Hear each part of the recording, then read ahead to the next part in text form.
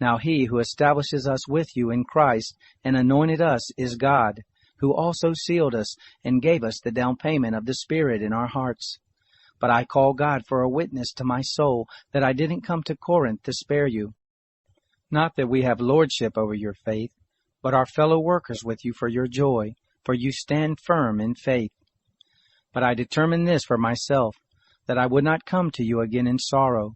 For if I make you sorry, then who will make me glad but he who is made sorry by me?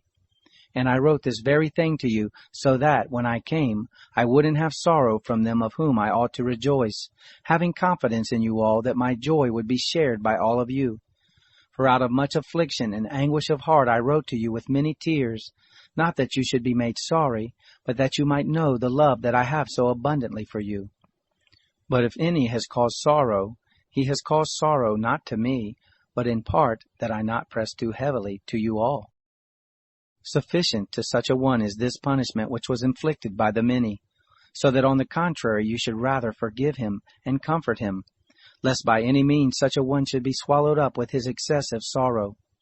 Therefore I beg you to confirm your love toward him.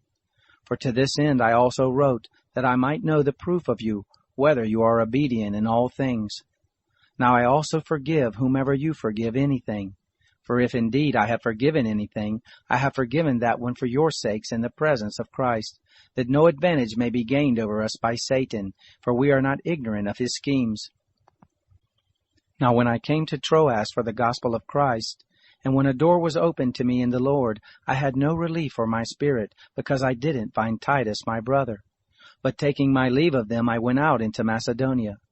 But thanks be to God, who always leads us in triumph in Christ, and reveals through us the sweet aroma of his knowledge in every place.